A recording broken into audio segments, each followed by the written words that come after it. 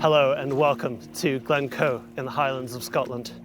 If you are interested in landscape photography and would like to improve your creativity and see beyond the iconic shot, then this video is for you. Stick around.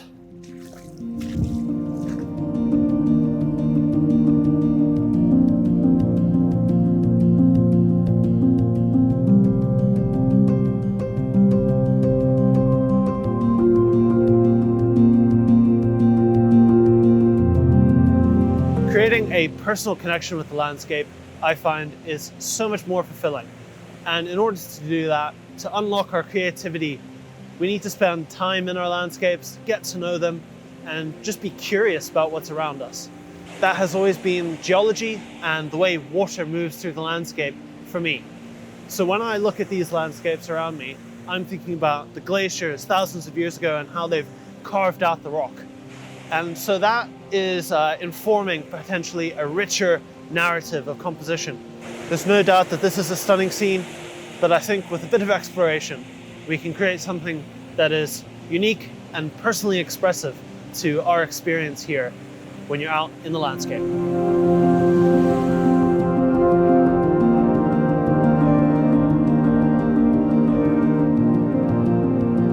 One of the best tools for finding unique photographs is to sit down with a map and try to find unique vantage points or interesting geological features in the landscape, which you can then go and explore and try and photograph.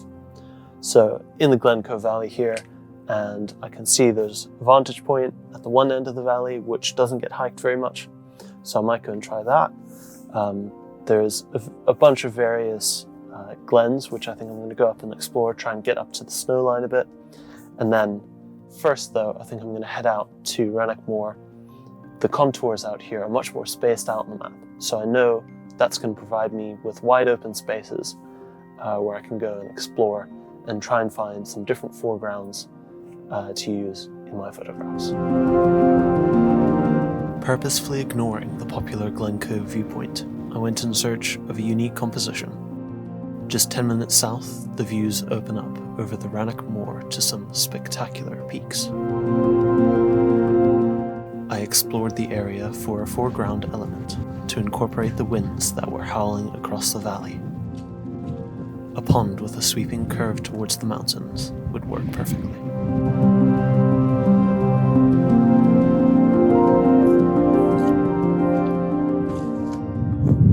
Right, I'm in a location that I know fairly well, and that's something that I can definitely advise to everyone out there. Revisit locations, become familiar with them, see them in different conditions, seasons. For instance, I was here a few years ago and this was ice, completely snowed over. This is a completely different landscape now today, with all this brown, golden grasses and heather. So I'm also confronted with 60-mile-an-hour gale force winds, which I'm very sorry if you can hear in the microphone. But I'm going to take these conditions as an opportunity rather than something to complain about. The clouds are whipping overhead.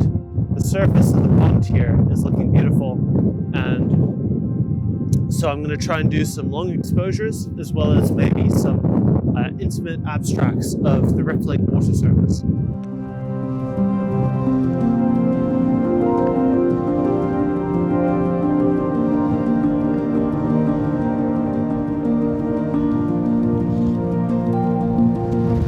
Dropping in a 10 stop ND filter, prolong that exposure. So I've come literally just outside of Glencoe. This is in Rannoch Moor, and not focusing on the Bucklets of Moor, the main attraction of Glencoe, obviously allows us to spend a bit of time with other subjects. So this is Mille Vareed and Crease in the Highlands, and many of you will know this mountain quite well, but I think this is quite a unique take on it. I've got a 10-second exposure at f11, and I've just bumped up my ISO a bit to 250, and that brings that shutter speed down so that I can get a sharp image. The winds are quite violent at the moment, and they're shaking the camera over that long exposure. I think it's turning out quite well, so here's the shot.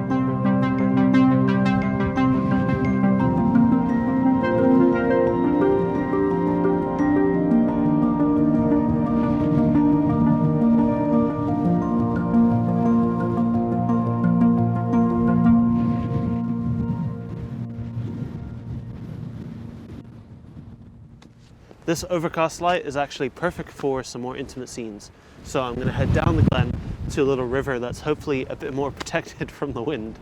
Yeah, it's getting quite cold out here on the Rannoch Moor, but got a little time lapse set up there, hopefully capture the moving clouds.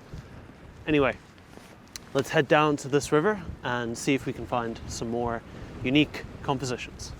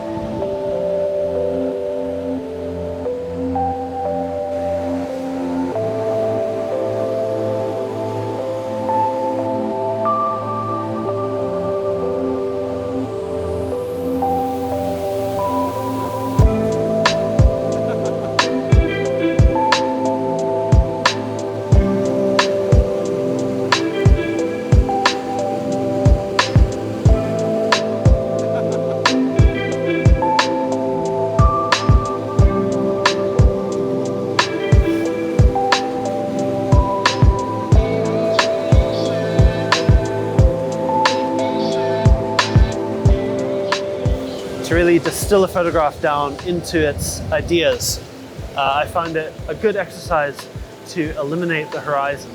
And that's exactly what I'm doing here. I'm zooming in, just focusing on this S-bend and the way that the water is carving out the rocks. Again, it's about that geology, the way the water is flowing through the landscape. So I want the subject of my photograph to be the idea that I'm trying to express. And of course, that's the part of the landscape that interests me. So hopefully this is somewhat of a personally expressive photograph.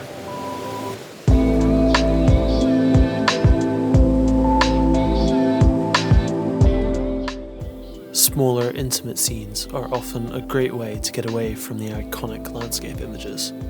Don't be afraid to explore the nooks and crannies of the landscape.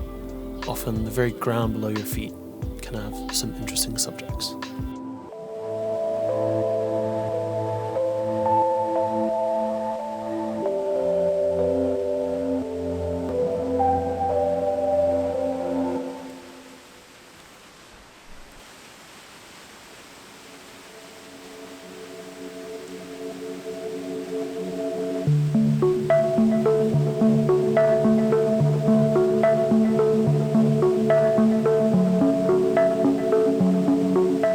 With all of the recent snowmelt due to the warmer temperatures, I decided to get up into the hills to see if I could make a photograph of some streams in spate.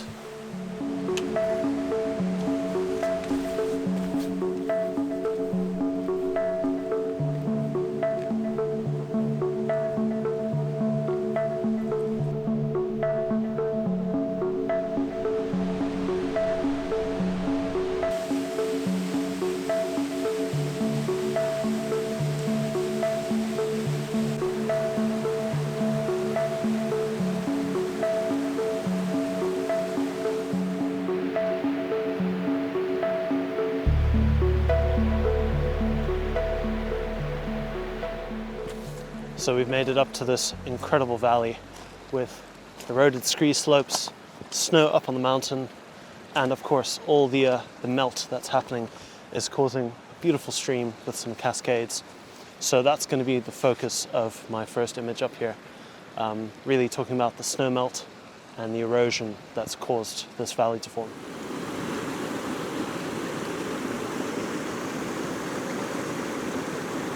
I do apologize if the audio is a bit busy. I'm right next to quite a big little waterfall here.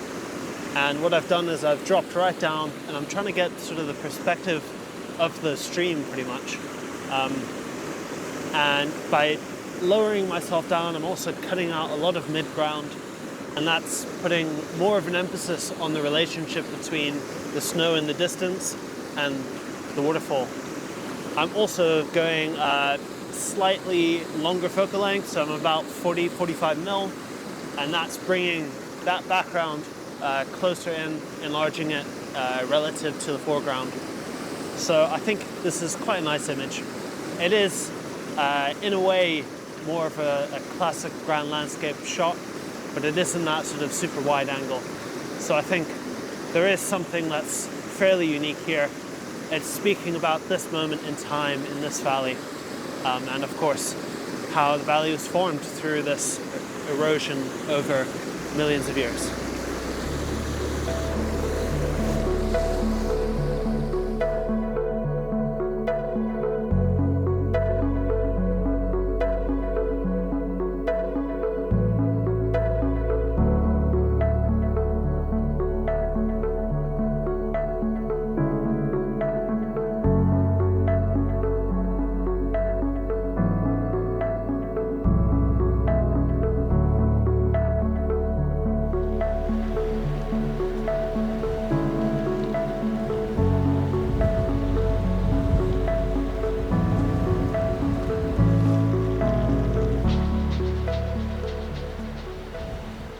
So this hill behind me is a great example of something that I think has got loads of unique potential for compositions. And it's the textures, the patterns, the sweeping curve just over my head there, all gives it shape and form. And the wonderful sort of array of birch trees without their leaves, with the sketch-like quality of their limbs, sort of dancing, dotted across the hillscape there. I think taking a long lens, zooming in, picking out some of those patterns would make for some beautiful photographs, which is what I've just spent about 5 minutes doing, just picking out a few little nooks and crannies. However, there's not much in way of light today, so unfortunately I don't think they're going to be the best photographs. I was here last year though, and I did take a photograph that I quite like of that sweeping curve over my head there. So I'll pop that up on screen now to show you the potential and the kind of visualization that is needed to sort of see what these abstract pattern photographs can be.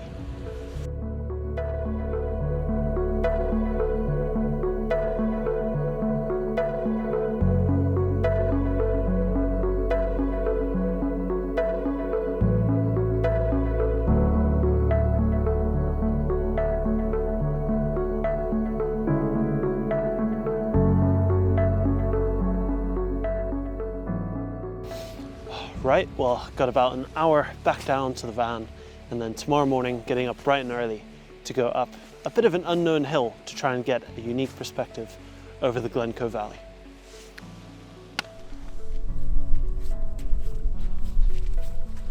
Well, as is often the case in Scotland, the weather didn't play game. And while there were no views out over the Glencoe Valley, it had been an amazing week exploring the area and trying to come up with some unique compositions. One last final burst of light in the Glencoe Valley floor allowed me to capture this.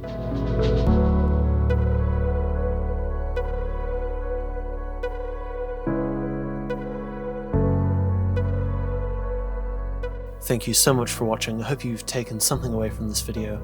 If you have, then please do like, comment, and subscribe to the Pick4 YouTube channel. Thanks everyone, see you in the next one. Cheers.